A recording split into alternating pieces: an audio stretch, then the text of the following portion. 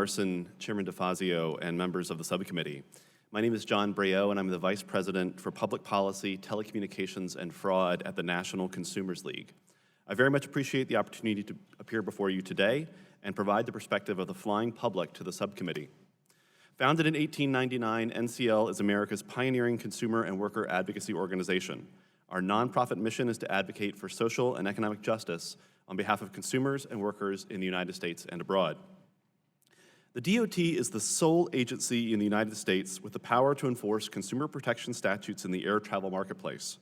Unfortunately, progress on too many important consumer protection rulemakings teed up by the 2016 and 2018 FAA reauthorization bills has slowed to a crawl at best and a halt at worst.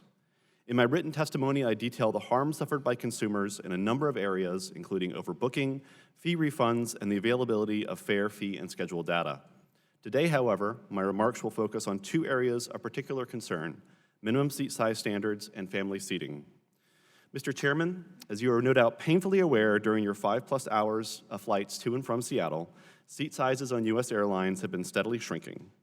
Passengers and flight attendants have long expressed concerns about ever smaller seat dimensions and dwindling seat pitch that could put at risk passengers' ability to quickly evacuate an aircraft in the event of an emergency.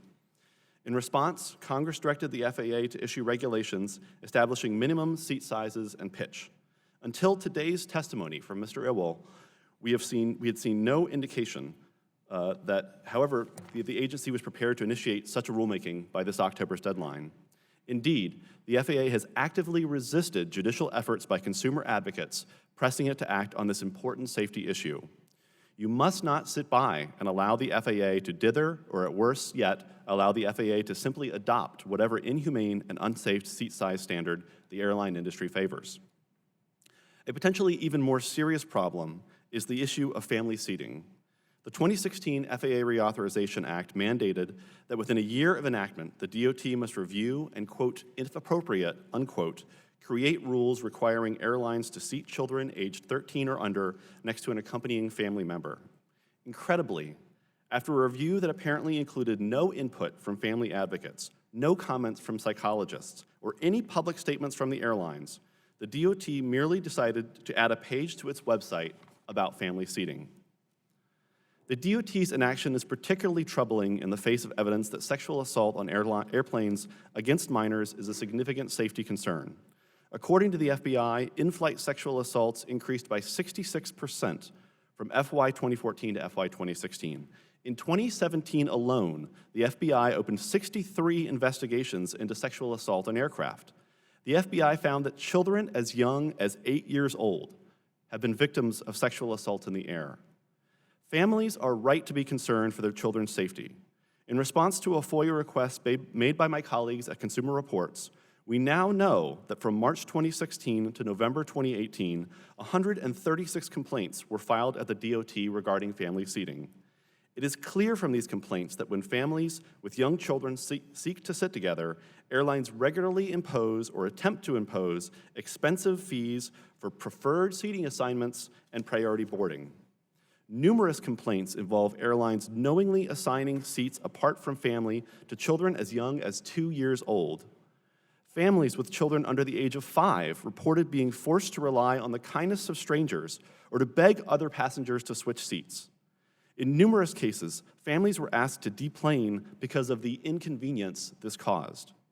Parents cited the emotional trauma of children sitting alone on children who are autistic or who suffer seizures. In multiple cases, parents complained they were worried that young children sitting away from them were vulnerable to sexual assaults and could be in particular danger during emergencies.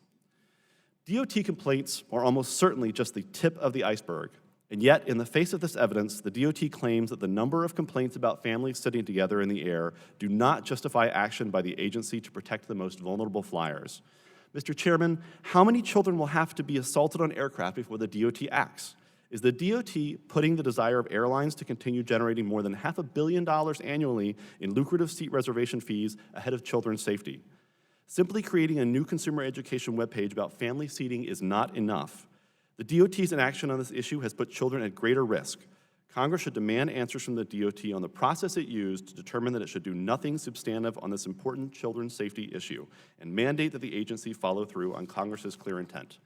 Chairman Larson, Chairman DeFazio, Ranking Member Graves, and the members of the subcommittee, thank you for listening to the voice of consumers. I look forward to answering your questions. Thank you. And last, and the best, from the great state of Washington, Dave Zerflu is the National President of the Paralyzed Veterans of America, and really appreciate you making the